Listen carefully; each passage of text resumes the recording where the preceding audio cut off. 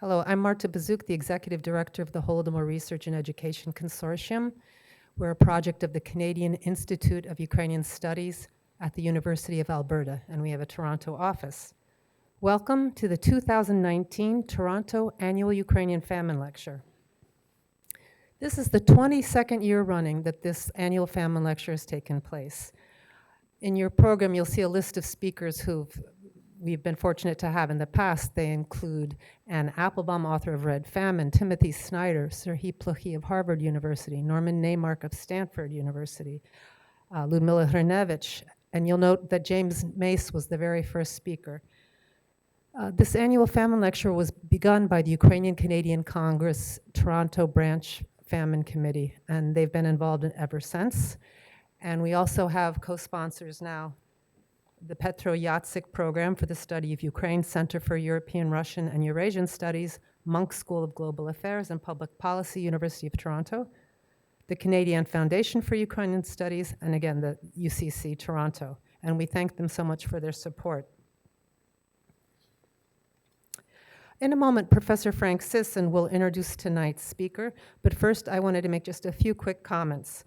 Since you're here, you likely know about the Holodomor denial incident that recently happened. And while it was outrageous and painful, I invite you to reflect a moment on how far we've come as a community.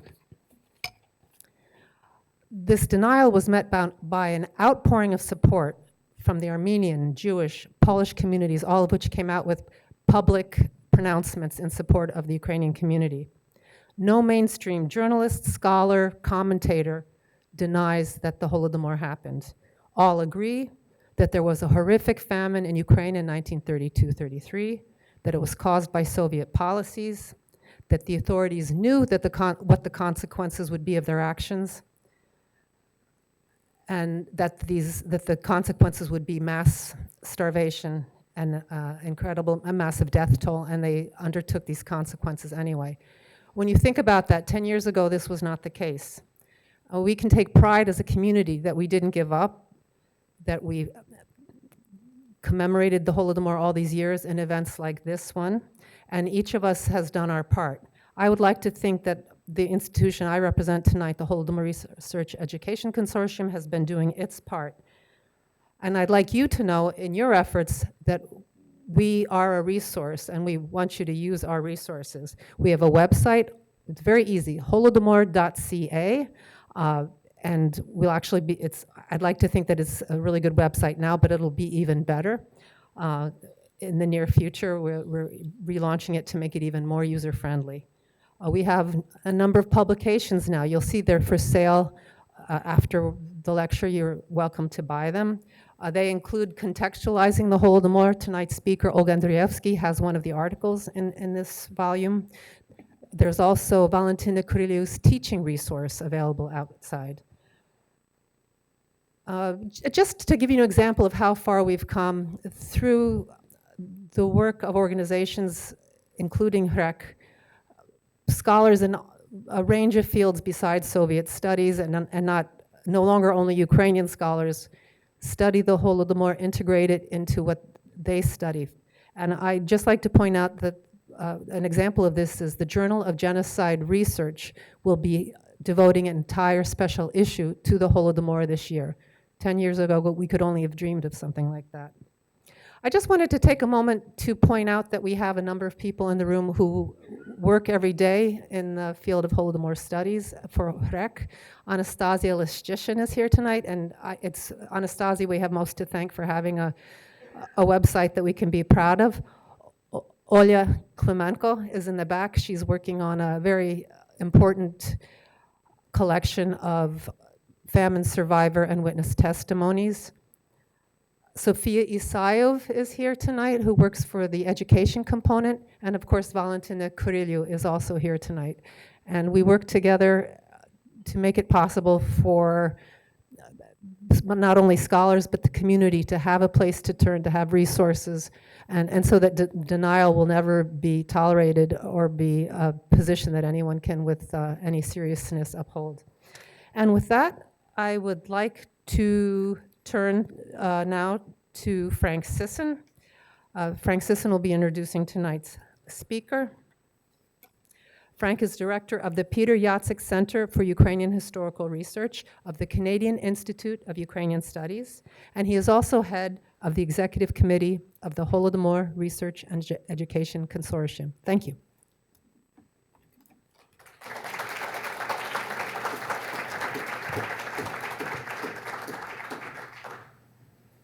You conveniently have the list of the 22 annual Holodomor lecture events. I must say, when James Mace, we were privileged, gave the first of these lectures.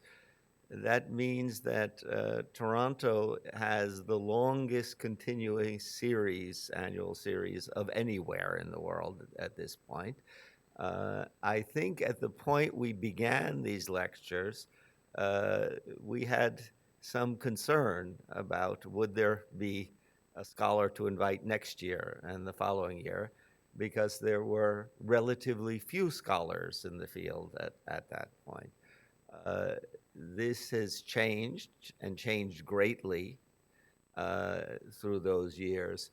We just had a conference in Alberta on sources to the Holodomor outside of the former Soviet Union. Professor Andriewsky spoke at that conference as well, and we were pleased to see 20 scholars discussing sources from the Shoah archive in Los Angeles to Japanese materials in diplomatic posts of the 19th. Assemble a conference, all specialists working on the Holodomor, showed how much the field has expanded. A large part of that expansion is our good fortune that the Temerté Foundation has funded HREC, the Holodomor Research and Educational Consortium, for the last 7 years, and we hope for a number of years in the future. We are privileged tonight to have a talk by Professor Olga Andriewsky of Trent University. She has a BA with highest honors from Brown University, an MA in Regional Studies of the Soviet Union from Harvard University. She did her PhD at Harvard in the Department of History. She has taught through the years at Trent University from 1987 to the present, and going through the ranks to an associate professor.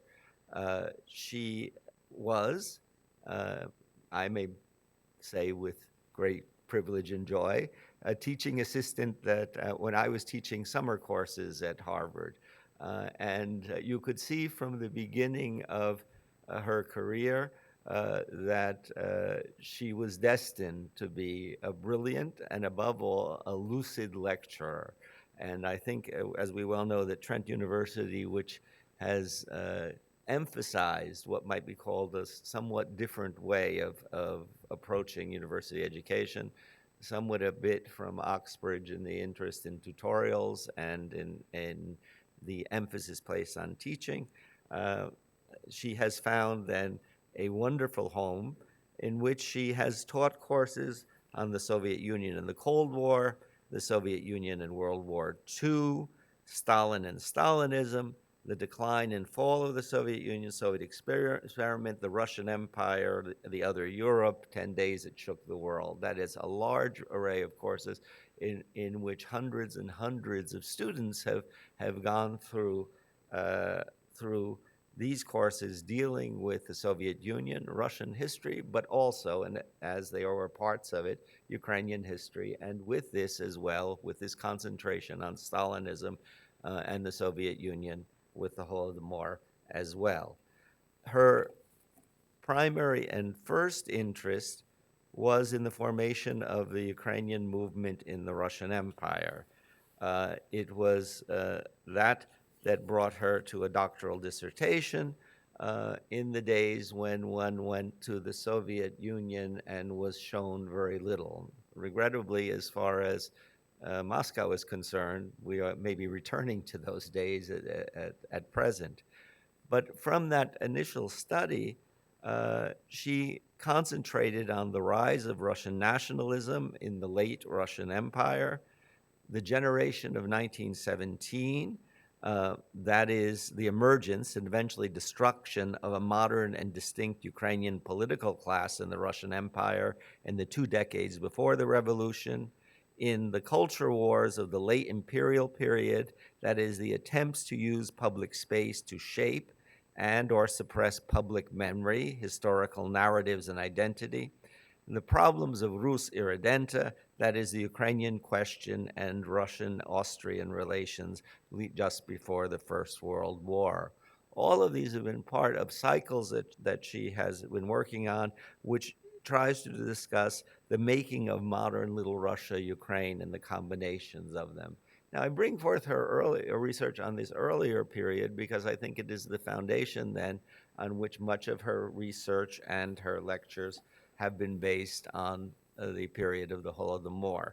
These are topics that then resurface, above all, because of the tremendous destruction of that occurs in the 1930s during the Holodomor which have the roots in the movements and the culture that evolves at the end of the Russian imperial period that leads to the formation of Ukrainian independence, that is that generation of 1917, and then to the formation of the Soviet Ukrainian Republic.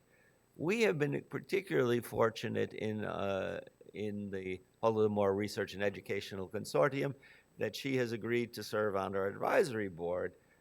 She has not only been an advisor, but she has been a frequent participant in many of the conferences we have organized and going out to give lectures on Holodomor-related topics. Just to mention a few of these lectures and the places, because I think it gives you a feeling of what Holodomor studies, a relatively new field, is, how important it is to reach out. She discussed social science meets memory, the Harvard Project on the Soviet social system and the Holodomor. This was a paper given at a workshop on famine studies and survival legends, legacies to the following generations, held at Uppsala University in Sweden. We have a tendency today to think of the wealth of the Scandinavian countries and forget that they were once countries of famine, and therefore a discussion of famine in Ukraine fit into the interests of Uppsala University. Or on Lost Voices, the Holodomor in the first years of the Cold War, a paper that she presented at the Summer Congress of the Association for Slavic, East European, and Eurasian Studies, held in Lviv. And of course, we now have a world in which we can reach out to Ukraine, and we are pleased that she's able to join us in going to Ukraine and conducting these lectures. Or a paper she gave on Towards a Social History of the Terror Famine of 1932-33, taking the measure of the Holodomor. So many of the same topics I talked about from her earlier research have now come out in her Holodomor work at present. Once again, this book on contextualizing the Holodomor was mentioned to you. This is a little bit of an ad for you to go out and get the book if you don't have it. It has a wonderful article towards a centered history, the study of the Holodomor in Ukrainian historiography by Professor Andriewsky. I think you will see the depth of her research and her analysis if you pick that up, and I'm sure this lecture will entice you to go do so. Today, she will be speaking on remembering the terror famine, memory and meaning in the early years of the Cold War. Please join me in greeting Professor Andriewsky.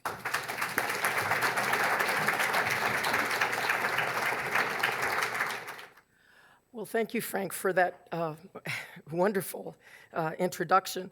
It's really an honor and a privilege to have been asked to give the annual Holodomor lecture, an event that I've been attending myself for 22 years. I was at the first lecture by Jim Mace, and it's an event that I look forward to every year.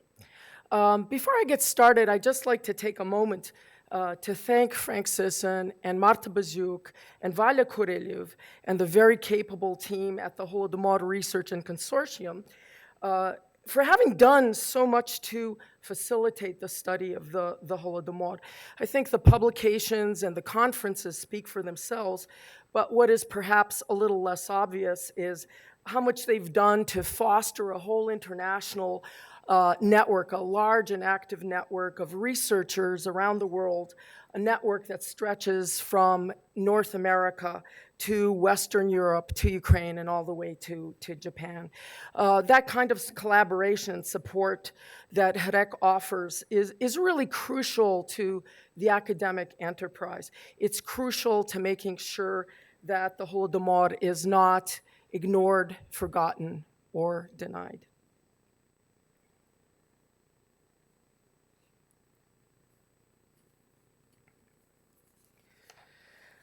I want to begin the lecture this evening with a photograph and a confession.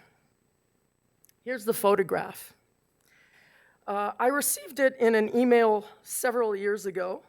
The photo came from HREC, from the network. I think originally it came from Bogdan Klid, the director of research at HREC. And the subject line of the email identified it as a photograph of a demonstration of Ukrainian refugees in Munich in 1948, commemorating the 15th anniversary of the Holodomor. When I first saw this photograph, I was convinced that it was a case of mistaken identity.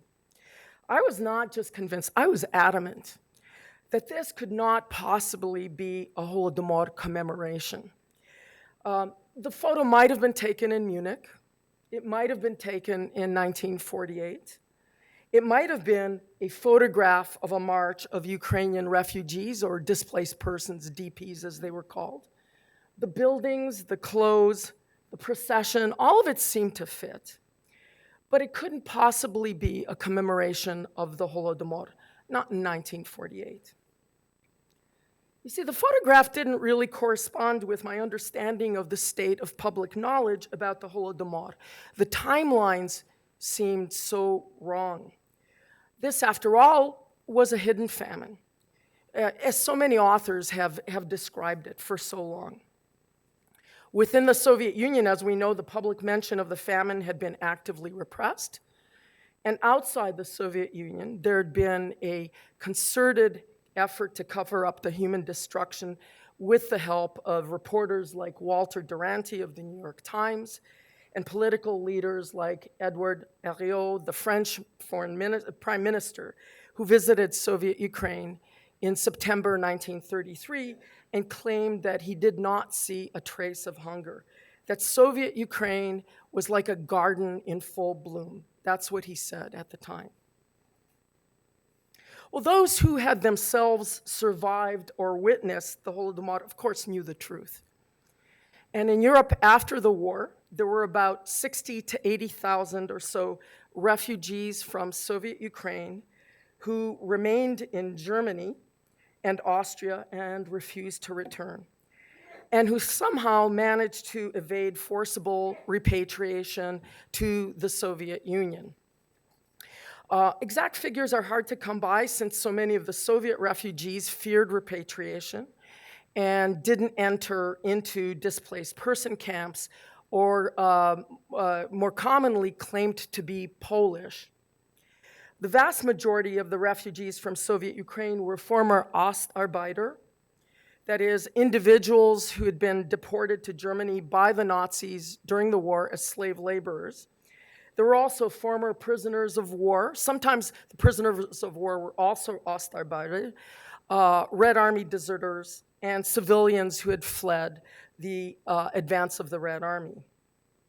They were part of the so-called last million, that is, the last million refugees, approximately 1.2 million refugees, Jews who had survived the Holocaust, Poles, Estonians, Lithuanians, Latvians, Ukrainians, and other East Europeans who simply refused to return to their home countries that had been occupied by the Soviet armies at the end of the war. And I found it rather astonishing that in early 1948, At a time when the legal status of East European refugees, and especially Soviet citizens, still remains so precarious, at a time when Soviet officials continued to insist that all citizens of the Soviet Union must be returned to their home country and that only war criminals would refuse, a time when refugees from Ukraine, and especially Soviet Ukraine, still lived in fear of repatriation. We now know the last repatriation took place at the end of 1947, and this was early 1948. I find it so difficult to believe that these refugees would be willing to engage in this kind of public demonstration. What added to my bewilderment about this 1948 photograph is that I had grown up among Holodomor survivors in the United States. My father was born in Poltava region, and many of our friends were Poltavchane. And when the Poltavchane got together, as they often did, they rarely spoke about the Holodomor. They didn't talk about it. They didn't really dwell on the horrors that they had seen or the terror that they had felt. When I was growing up, there were no public commemorations of the Holodomor in the 1960s and the 1970s, at least none that I can remember. There were no memorial services, no public acknowledgments. We didn't learn about it in Saturday school or in any of the Ukrainian organizations that I belonged to when I was young. The Holodomor was something private, something intimate, something that was only discussed in trusted circles of family and friends, in spaces in which stories could be told and listened to sympathetically. This behavior, as we now know, is consistent with the research that has been done on Holocaust survivors and other victims of state violence, in fact, on other victims of violence. That is, trauma and fear often lead to silence. There's a great reluctance to talk, because to talk is to reopen the wounds. It's to relive the experience and to re-experience the trauma. The suffering is literally unspeakable. One recent study of transgenerational trauma by a team of psychologists in Ukraine has found that the more direct the experience, the more direct the connection to the Holodomor, the more likely families were to avoid speaking about the Holodomor entirely. While the famine terror profoundly shaped their worldview, it shaped their behavior, it shaped their attitudes, especially with regards to attitudes towards authority and food. The families spoke very little about what had happened, or not at all. And for all of these reasons, I was deeply skeptical about this 1948 photograph. From my own experience, I knew that it was only in the 1980s, with the approach of the 50th anniversary of the Holodomor, the building of the first monuments in Edmonton and then Winnipeg, the publication of Robert Conquest's Harvest of Sorrow, and the creation of the U.S. Commission on the Ukrainian Famine in Washington, that such public commemorations became regular events in the diaspora. But of course, I was wrong. I was wrong. This is, in fact, a photograph of a commemoration of the Holodomor, arguably the first public commemoration of the Holodomor ever held. I found evidence of this, confirmation of this, in the Ukrainian press, as well as in archival sources, and I found more photographs as well. Here's a march in front of the Rathaus, that iconic neo-Gothic style city hall in Munich, which is so recognizable. According to the reports, there were some 5,000 participants. The organizers had received permission from the American authorities. Munich was the largest city in the American zone. They received permission to hold a memorial service upon the Hida in the city, in St. Lucas Church, which is the largest Protestant church in Munich. But they were expressly forbidden to engage in any form of political protest. However, as you can see from this photograph, and from the photographs I'm showing you, the Ukrainian refugees, the Ukrainian DPs, quite cleverly skirted this prohibition by staging a public march through the city from the Rathaus to the church. They carried something like 160 wreaths from various organizations and different displaced persons camps. Note the ribbon on the wreath. It says, Holod Ukraina, 1933, the famine in Ukraine, 1933. So this was indeed a famine memorial.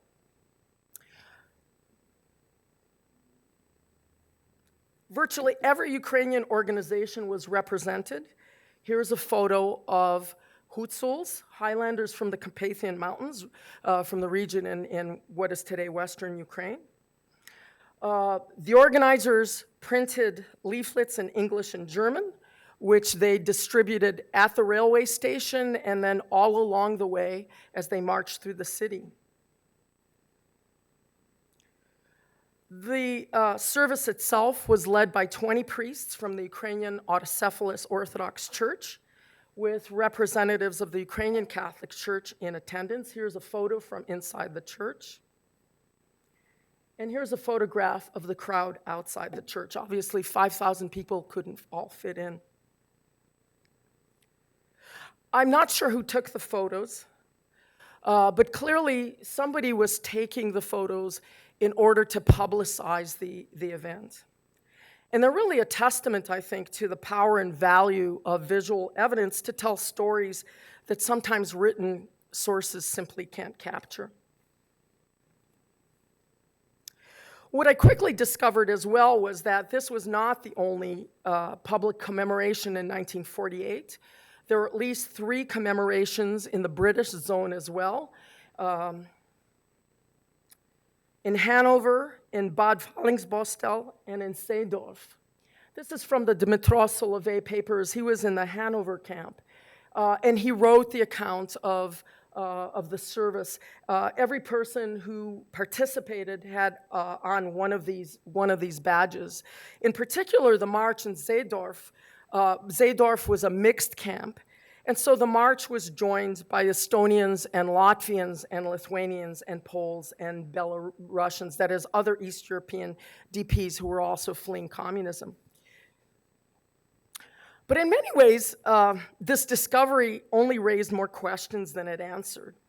How is it that Ukrainians were so woke about the Holodomor in 1948? After all, the vast majority of the post-war refugees from Ukraine, there were about 200,000 refugees from Ukraine, from different parts of Ukraine, but the vast majority of them were from Western Ukraine, not Soviet Ukraine. The Western Ukrainians hadn't experienced the Holodomor, they hadn't witnessed it, and it was the Western Ukrainians, in fact, who, by and large, dominated camp life and administration. How was it that the act of remembering the terror famine came to assume such a central importance for these Ukrainian refugees in the context of post-war Europe? I was able to find some of the questions, or some of the answers to these questions in the DP Camp Press and in publications from the time. And the DP Camp Press was large and lively. There were something like 200 periodicals being published at the height. I haven't looked at all of them, but I've looked at enough of them to be able to tell you the story. In early 1946, as the fate of the Ukrainian refugees hung in the balance, at the very moment when the United Nations, the newly created United Nations, was discussing this politically explosive issue of the refugees and forced repatriation, Ivan Bayani, a very gifted writer from Soviet Ukraine, himself a refugee in Germany, wrote an essay entitled "Чому я не хочу повертатися до СССР?" Why I do not want to go home. And in the essay, Bayani portrayed what life had been like in Soviet Ukraine. He began his story in 1920 with the murder of his 92-year-old grandfather, a farmer, in front of his own eyes when he was 14 years old. He then described his own arrest and imprisonment and that of most of his family. He had witnessed the ruin of Ukrainian farmers during collectivization. He had seen the destruction of the Ukrainian intelligentsia, among them many communists. He had sat in prison with priests who were subsequently executed. And above all, Bayani highlighted the famine of 1933, the deaths of what he estimated to be 5 million Ukrainian farmers. The artificial famine took the lives of many people who wanted nothing more than freedom and independence. That is why I hate Bolshevism and cannot return to the Rodina. By connecting the Holodomor to his status as a refugee, Bayani's essay became, in effect, the manifesto of all Ukrainian refugees. It was immediately translated into several languages. It was published in Canada in 1946, in the United States, in the United Kingdom. It was disseminated widely as part of an international campaign to try to save the refugees from repatriation. Both KUK, the Ukrainian Canadian Congress, and the Ukrainian Congress Committee of America published Bayani's very powerful essay and used it to press for legal recognition and assistance for the refugees and to make the case for opening the doors for immigration and resettlement.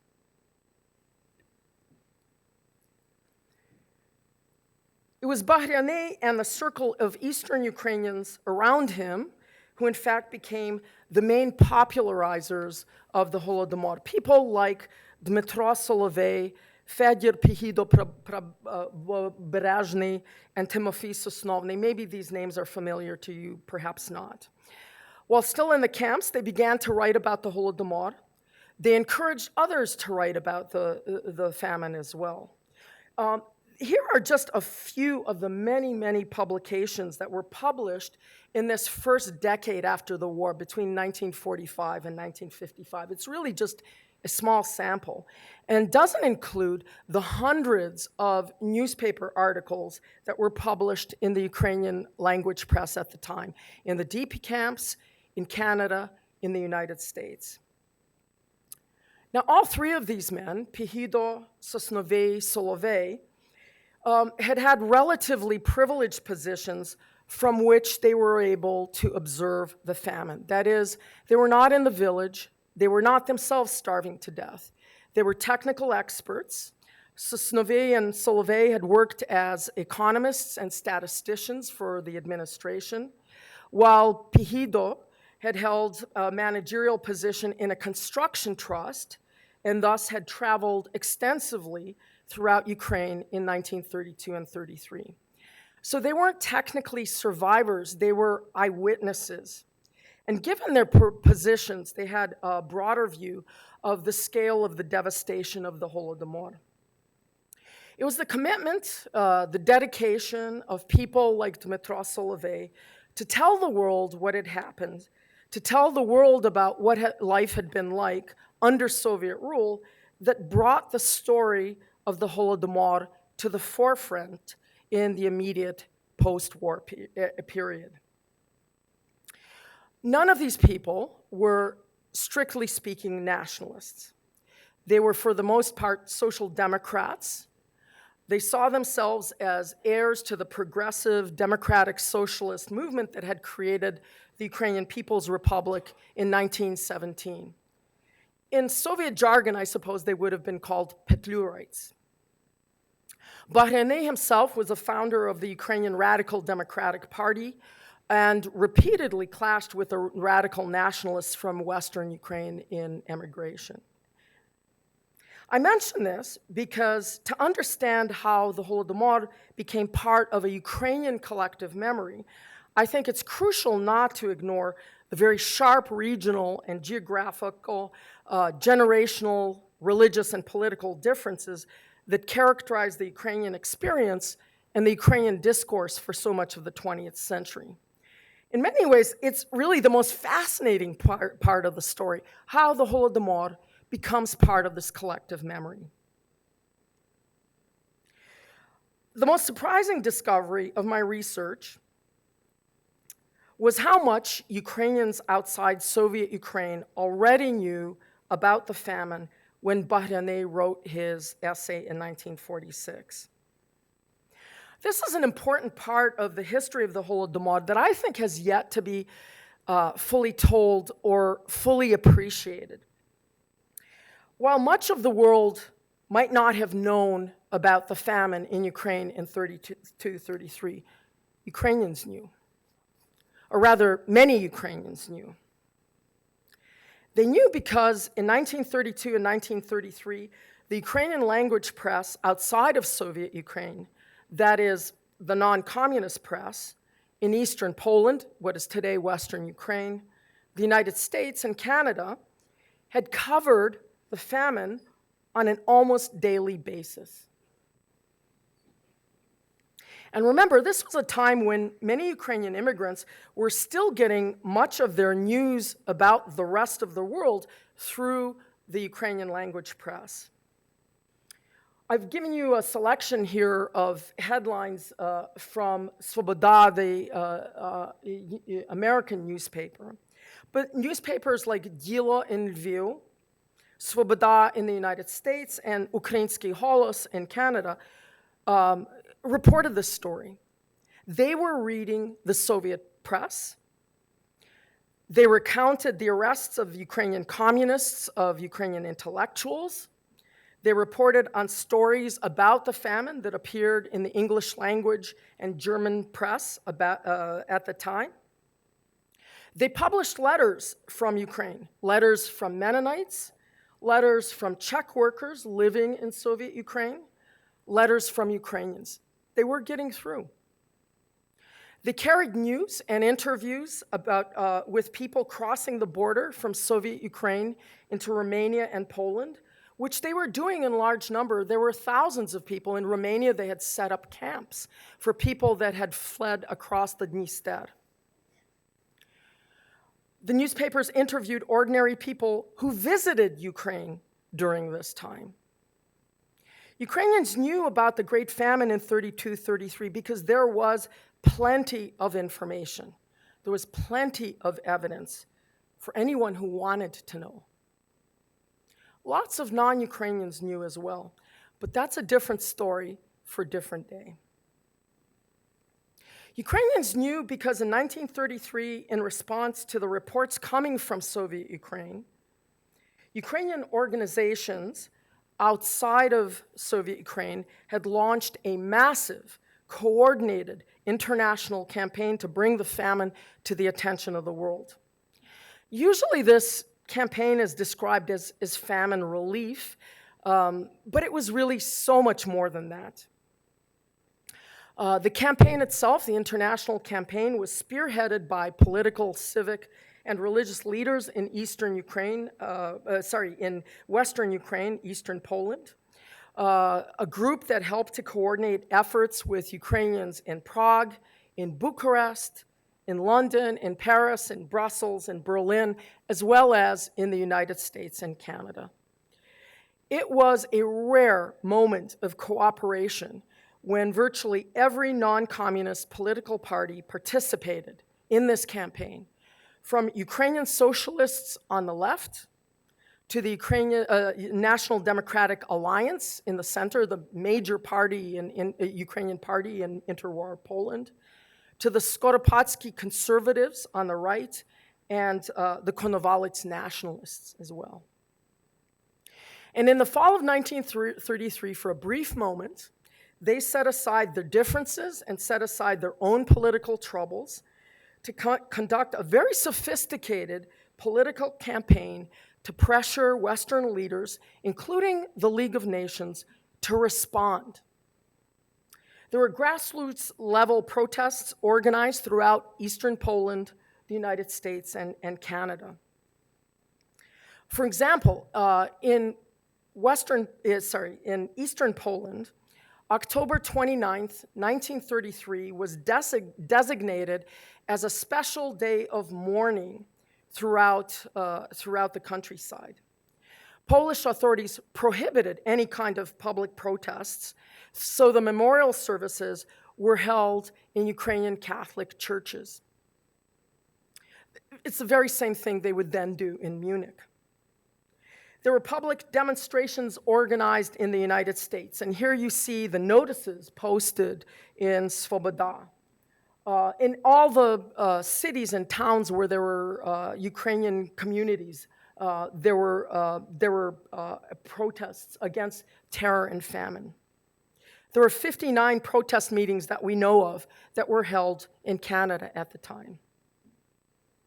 And to just give you an idea of how deeply this campaign reached into the Ukrainian community, I found this item from Svoboda. In November 1933, at the wedding of Anna Stasinsky and Michael Zakopa in Connerton, Pennsylvania, in the heart of Pennsylvania's coal mining region, at the height of the Great Depression, a collection was taken up for the victims of the famine. They collected $8. They knew. This is what readers of the Ukrainian Weekly were reading. It's the very first issue of the Ukrainian Weekly. It's the counterpart to Svoboda, but in the English language. And this is what they were reading. Ukrainians protest deliberate starvation of Ukraine by the Bolsheviks. They knew.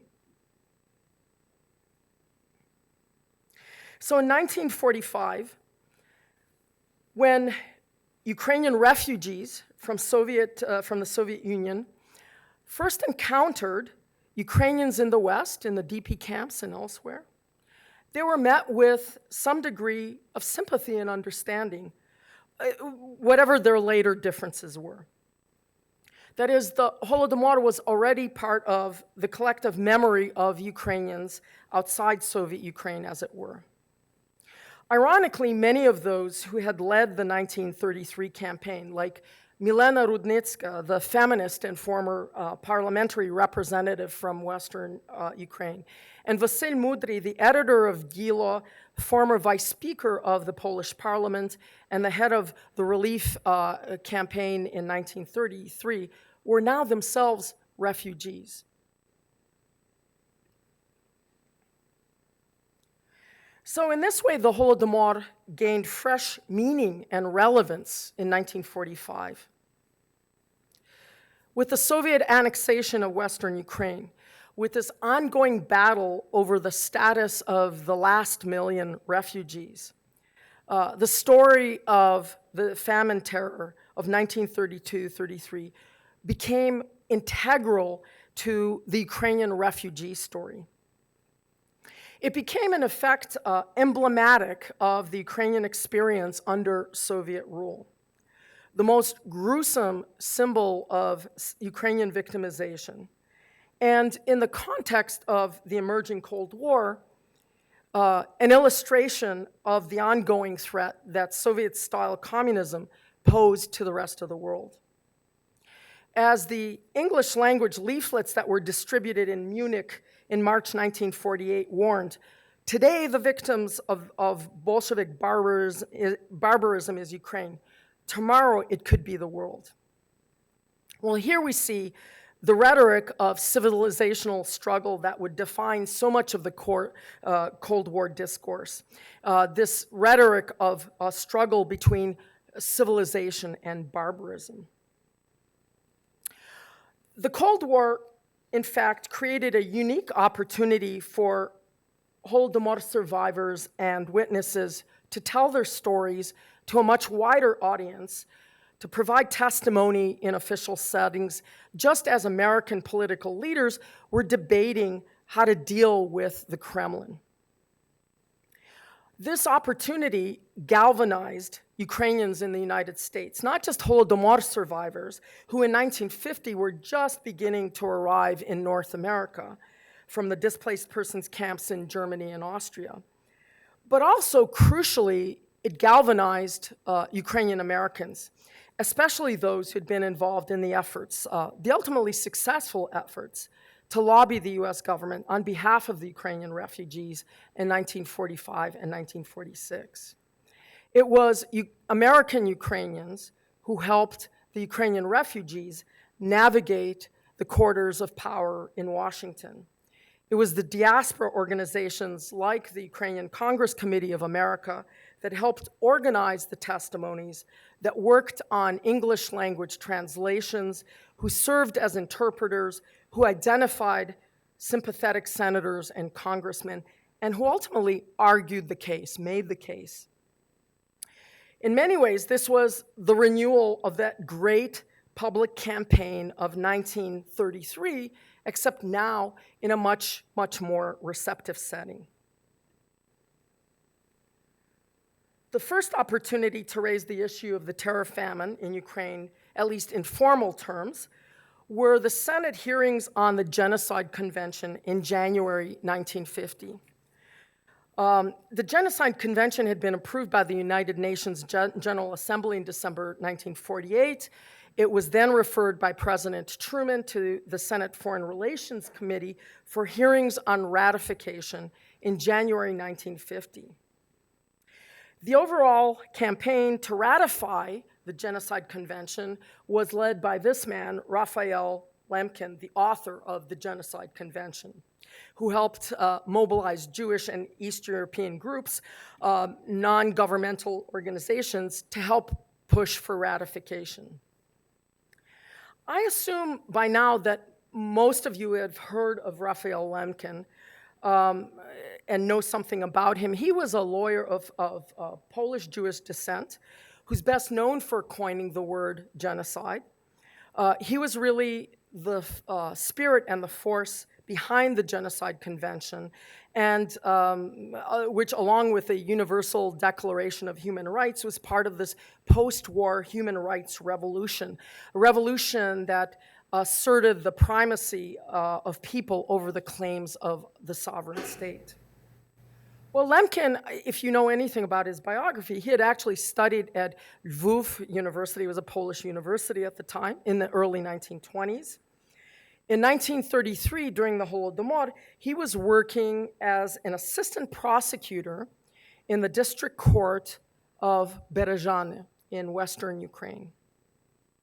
He'd managed to escape Sweden in early 1940, but lost 49 relatives in the Holocaust.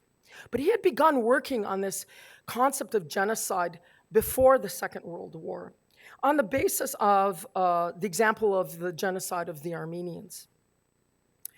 Lemkin was well acquainted with Ukrainians, well acquainted with Ukrainian history. He became a champion of the concept of the Holodomor as a genocide, which he saw as a kind of classic example of Soviet genocide.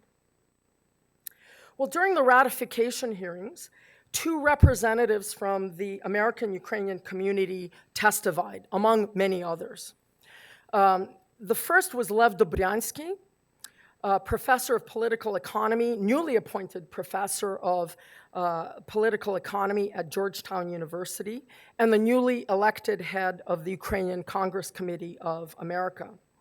Well, Dobryansky spoke as an expert on the Soviet Union, sort of providing a general catalog of Soviet exterminations. He went all the way back to the time of Ivan the Terrible, and tried to cover the entire span and history of Russia and the Soviet Union. With respect to Ukraine, he dated back his discussion in particular to 1920, talked about the famine of 32-33, talked about the arrests of Ukrainian intellectuals, the destruction of the Ukrainian Orthodox Church, the massacre at Vinnytsia in 37-38, the liquidation of the Ukrainian Catholic Church after the war. What's interesting, you can actually look at the hearings, the documents of the records of the hearings. He effectively resubmitted all of the documents that they had prepared in 1933 about the Holodomor. The second representative was Antony Batyuk, the president of the Ukrainian Workingmen's Association. And as part of his testimony, Batyuk submitted witness statements about the Holodomor from 15 newly arrived Soviet Ukrainian immigrants. This is January 1950. There were very few Ukrainians who had made it to the United States by that time. The core of his witness group seems to have been the Bandurist choir members. Hrigori Kitasti testified, Panasenko, Mishchenko, perhaps these names are familiar to him. The witnesses did not actually come to Washington. They didn't appear in front of the committee. Their statements were translated into English and read into the hearings and published in the record of the hearings along with the documents from 1933.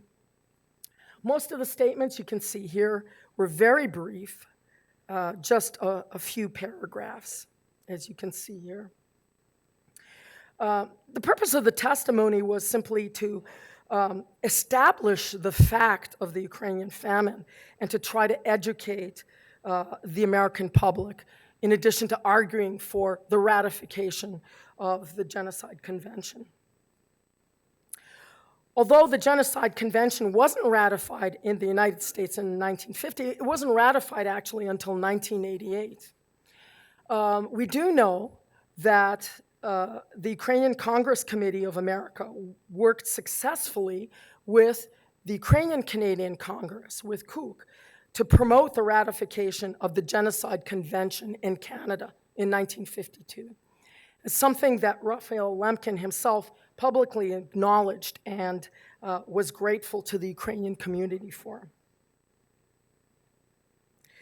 The culmination of the Cold War campaign, however, were the hearings of the House Select Committee on Communist Aggression in 1954, the so-called Kirsten Committee.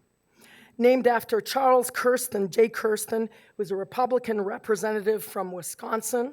There's a large Lithuanian community in Wisconsin, and that's sort of what got him interested in investigating the Soviet takeover of Eastern Europe. Kirsten was the chair of the committee, and he was also a fierce proponent of the policy of rollback as opposed to containment. That is, Kirsten advocated what we would call today regime change. That is, an aggressive policy to undermine the power of the Soviet Union and not just try to contain its expansion. The aim of the committee was to investigate the subversion and destruction of free institutions and human liberties in all of the areas controlled directly or indirectly by world communism. In particular, the committee focused on the communist takeover of Lithuania, Latvia, Estonia, Poland, East Germany, the Balkans, and Ukraine. There's also a subcommittee on Latin America, but tellingly no subcommittee on China. In the summer and fall of 1954, the committee held public hearings in Munich, in New York City, and in Chicago, where they heard testimony from over 300 witnesses, many of whom spoke anonymously for fear of reprisal. Others submitted written statements. The hearings themselves were broadcast over Voice of America and Radio Free Europe, which had begun transmitting to the Soviet Union and into Eastern Europe in the early 50s. The committee also produced 27 different reports, including a full report on the situation in Ukraine. In the published record, nearly 40 individuals provided testimony about Ukraine. Many appeared in person, testifying under pseudonyms. They were afraid for their families still in Ukraine. They spoke through a translator, and they testified on topics ranging from the Bolshevik takeover of Ukraine in 1919 to the annexation of Western Ukraine after the war. And of course, collectivization and famine figured prominently in the testimonies and submissions. The first volume of Black Deeds of the Kremlin was, in fact, one of the formal submissions to the Kirsten Committee. If you've ever wondered why it came out in English, so soon after those refugees had arrived in Canada and the United States. They were writing, and it was being translated for a broader English-speaking audience. The second volume of Black Deeds of the Kremlin was published in Detroit in 1955, and that volume was devoted exclusively to collectivization and famine, and included a foreword by Charles Kirsten himself. It's worth noting that the testimonies and the hearings rarely focused on the famine alone. Rather, these were depictions of state terror over the course of many years. What is most striking in the accounts is the political violence. Even when writing about the Holodomor, it is about people starving to death, but it's also about physical intimidation and beatings and persecution and murder and torture and rape. The word that the eyewitnesses used most commonly was not genocide. That was an academic term. They used the word terror. Terror that begins in 1918 or 1929 for some, and in effect never ends. And the choice of words was very deliberate because the survivors were trying to capture the totality of the Stalinist experience. And terror was the word that they so commonly used. These years between 1948 and 1955 really mark a high point in Holodomor remembrance. In 1953, on the 20th anniversary of the Holodomor, the Ukrainian diaspora came out in full force to commemorate the event. There were public processions in Cleveland, in Buffalo, in Binghamton, New York, in Syracuse, in Philadelphia.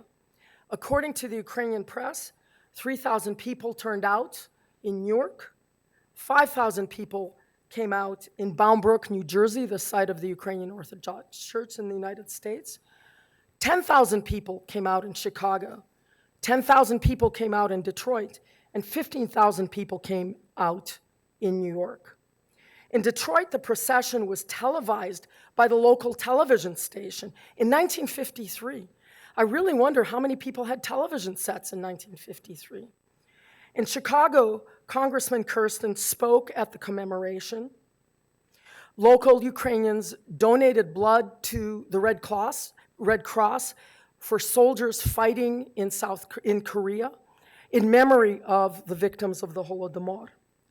In New York, the event, which featured Raphael Lemkin, was covered by the New York Times, which had mentioned the demonstration in New York in 1933. In Washington, there were a number of statements regarding the commemoration of the famine of 32-33 in Ukraine introduced into the congressional record, including one by the young senator from Massachusetts, John F. Kennedy. In terms of size, scope, and exposure, I'm not sure that we've ever seen anything like it in North America. I don't, unfortunately, have any pictures from the 1953 commemorations. It would be really useful for people who have these kinds of things to dig them up and really make copies for people working on the Holodomor. But I did find a photograph of the 1953 commemoration in Sydney, Australia. Somebody just posted it, found a family photograph and posted it. And here's the church service in Sydney, Australia. By 1958, the commemoration in the diaspora was significantly smaller. Milena Rudnitska, who wrote a remarkable sort of personal history of the 1933 campaign, which was serialized in Svoboda, was worrying already in 1958 that the Holodomor was being forgotten.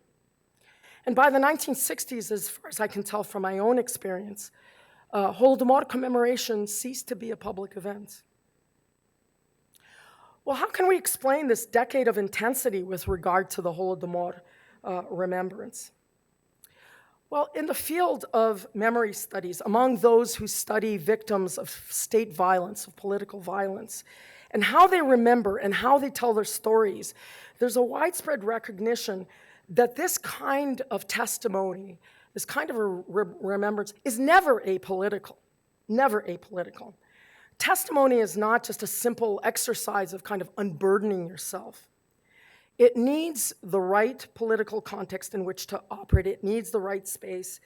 It requires a receptive audience. It requires an imperative to speak, some sense that wrongs can be redressed, a sense that speaking out matters, speaking out will lead to truth and justice. Otherwise, trauma and fear simply lead to silence rather than speech. Well, for Ukrainian refugees, that first decade of the Cold War provided that necessary political context, provided that imperative. It was a unique moment, a moment when the survivors and eyewitnesses of the Holodomor really had their first chance to speak. A moment when the story of the Holodomor found a political platform and found an audience that was interested in what they had to say. By the late 1950s, that moment had passed. Stalin was dead. Charles Kirsten, the Wisconsin congressman, was no longer in office. And the Hungarian Revolution of 1956 had made it clear that the liberation of Eastern Europe from communism was going to be a lengthy and complicated matter. The refugees by this time had begun to settle into their new lives. And as they did, the stories of the Holodomor receded into private spaces and receded into individual memories. Well, I began with a photograph and a confession, and I want to end with a photograph. Here are my Poltavchane, or rather some of the Poltavchanke, building their new lives in the United States. I'm guessing, yes, that's me in the corner there. I'm guessing by my haircut that has to be 1960. Pani Luta, Pani Babenko, Pani Zuzula, all of them, with one exception, which was my mother, were Holodomor survivors, survivors of the terrors of Stalinism. I never thought of them in that way. I'm not sure that that's how they wanted to be remembered. But I wanted to conclude my lecture this evening by bringing us back to the people at the very heart of the Holodomor story. So I thank you for your attention, and I thank you for your indulgence.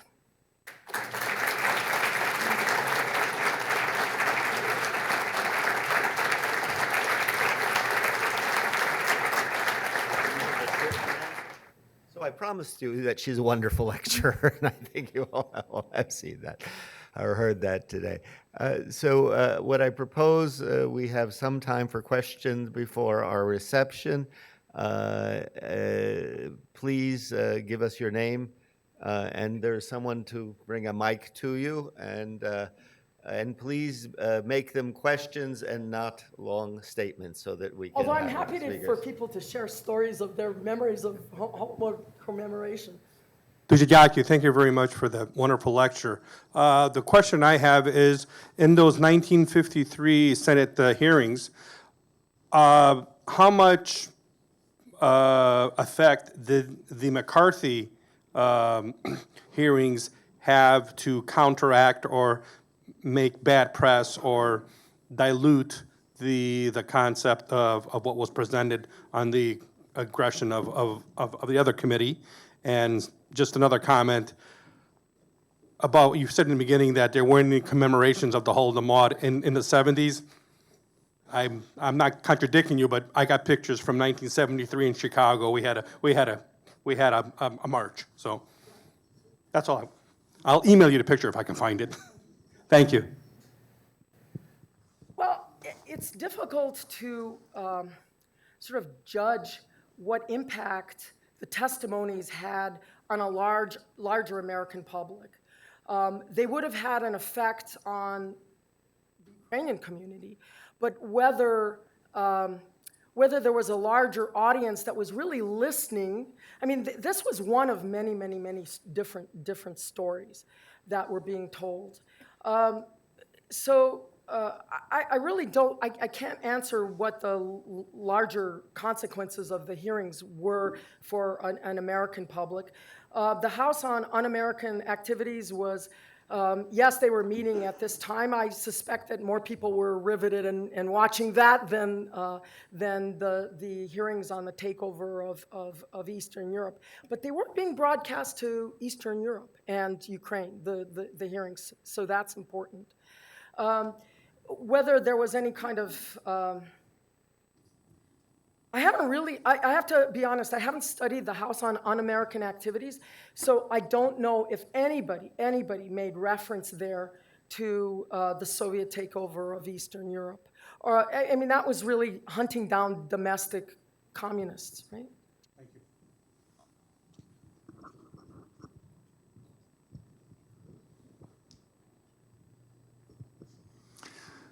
Thank you very much for your excellent presentation. It's Marko Stech from the Canadian Institute of Ukrainian Studies. I have a question and a little bit of information to share.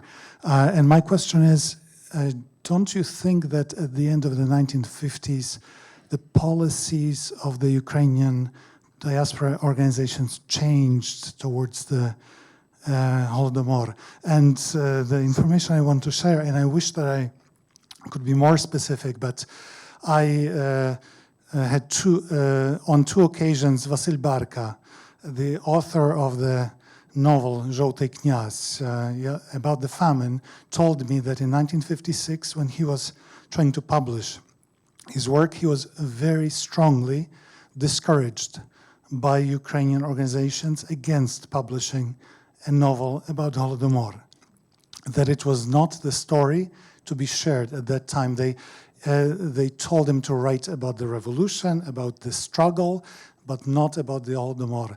And I wish that I could, he did give me names. I wish that I had written them down. Unfortunately, I haven't, and I cannot, I don't want to just improvise them, but do you think that this was a possible? I think that's possible. I think that's possible.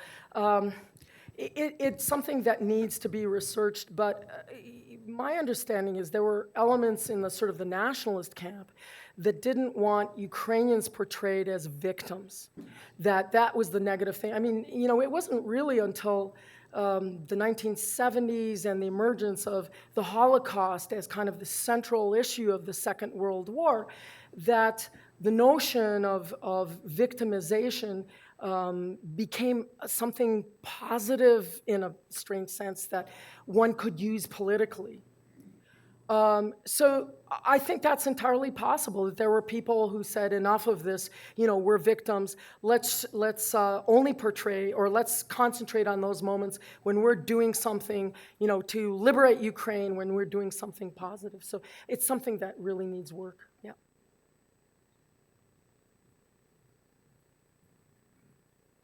Valentina Kureliu. I just wanted to bring up the fact that it was interesting to hear how you mentioned that people were not willing to talk about it when you were growing up. I'm a little older than Professor Andriewsky, I know that. And I was born in Germany in one of these DP camps. My parents were both survivors from Eastern Europe, from Eastern Ukraine. And I grew up in a parish in Montreal that was strictly, every single member had lived through the Holodomor and concentration camps and prison, whatever. And it was quite different in that one parish. I found that my friends who were of Ukrainian extraction, whether they were Halichane or in the Susidna Parafia, Sveta Sofia, that had second generation Ukrainians, you know, the second wave, they didn't talk about it. But in our church, it was common knowledge. And I grew up with Ivan Bahriani as our sort of the nationalist leader. I was in Odomilka, Sujaro was there. You know, so it was a little different. And in some ways, I now realize that we were almost isolated as a group. And maybe that memory was kept within that community, because that was a safe haven for us. Just thought I'd mention that to you. I'm And not I have claiming some my, pictures. I'm not claiming that my experience period. was universal, so.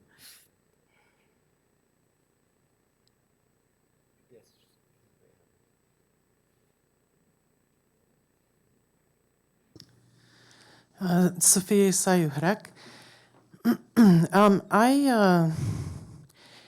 I did a study for the Ukrainian Canadian Research and Documentation Center on second generation of Holodomor survivors' children's. And in that research, it was very interesting to me how many of them, well, they fell into two categories. Those whose parents had talked about the Holodomor when they were growing up, and those whose parents did not.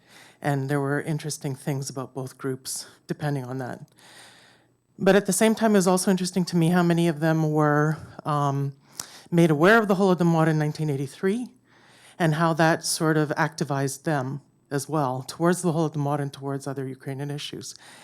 And so I'm wondering, can you extrapolate from the research that you did, what are the conditions for receptivity in a general context or any context that might actually help to bring this to the fore, that sort of group mass awareness, wokeness, political activism of commemorating and so on? The study that I was citing was a study done in Ukraine itself about whether people talked or not. I can tell you from personal experience that the community that I grew up in, once in 1983, the Harvard project on the famine was up and running. All of a sudden, people were talking. People who hadn't talked for a long time. And it was always one or two sort of influencers who talked to other Holodomor survivors and said, this is our last chance. We have to make sure the world knows about this. And I think, in terms of kind of community dynamics, it's always a couple of people who, work through these networks who then would encourage people. People were still scared in the 1980s. That's the really incredible thing. Now that fear is obviously gone. But no, you don't think so?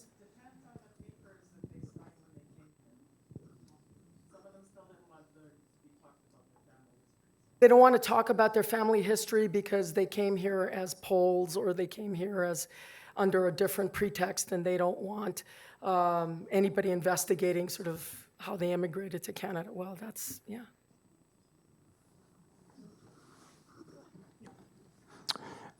My name is Oleg Romanishin. Thank you very much for a very informative lecture.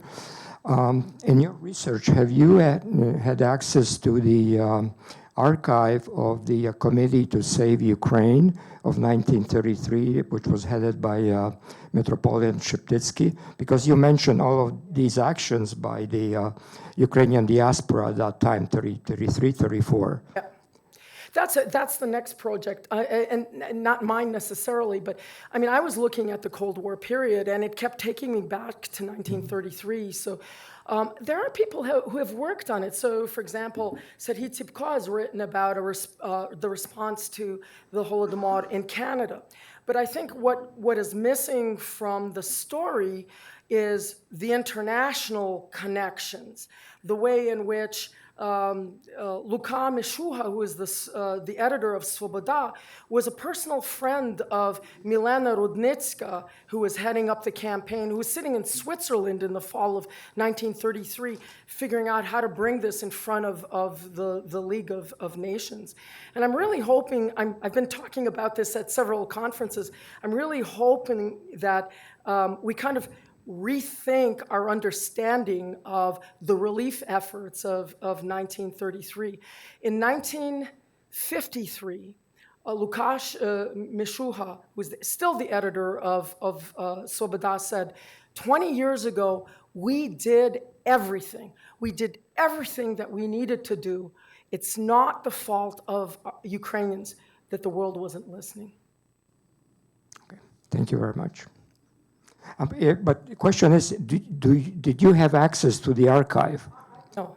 No? I haven't looked at 1933 Because in you've that only way. mentioned the Ukrainian press and so on, because in my work that I did have access to the archive, which is stored in Ukraiński Archiv in Warsaw, and I'll be very, glad to provide you with a copy of the entire archive, because it's really fascinating, for your type of research.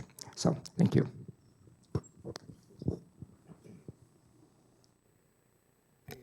One jumping forth, and so a comment and maybe a bit of a disagreement. So I'm not so also because of age.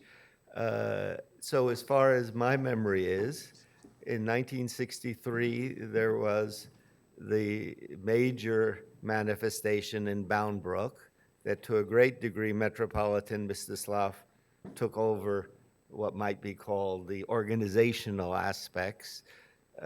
Then when the Church of St. Andrews is dedicated in 65, there are large numbers of thousands and thousands who appear, and the accounts also give you the number of Odomivci, Sumivci, and Plastune who appeared at them. So you could argue that in some ways that was going internally, as it was going into what becomes a sort of a Ukrainian necropolis and church property. But it certainly would not have been missed by all of those kids in all of those organizations. Right? They were then part of it. So I would think on that. And then just to point out, for those of you, we encourage you to look at our holodomor.ca website. I have a little piece, and some of the materials from Bound Brook are up on that, which I'm sure Professor Andriewsky knows and has looked at. But we are soon going to be putting up the materials from Dnipro. Dnipro was the journal of the Ukrainian Orthodox Church in the USA in the 1930s. A church headed by Metropolitan Theodorovich. And I think Olga Andriewsky has found over 70 articles in the 30s in which some aspect of famine are mentioned. And so it shows the degree to which it was a major issue and known at that point. But this is on, I'm not so sure you can argue that it's down for community consciousness. The only other thing I will point out is we must remember that in the 1950s, it was still forbidden for a Catholic to step foot in the Orthodox Church. Right? We've got to remember time period. So in those DP camps, they were breaking rules when they would go. The Unionist priests would go on this special service, but they were still telling their flock that no, it's a sin to go to Orthodox Church. It was much harsher in North America, as we well know in Canada and the US, where crossing the line was viewed as definitely something that shouldn't be done.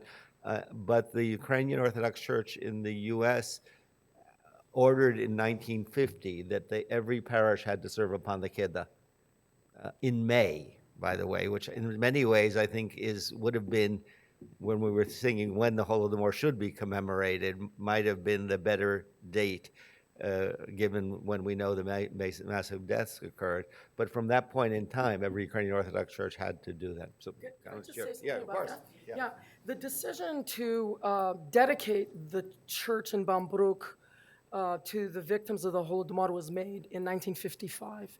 So it was finished in 64, but the decision was made. It still fits within that decade.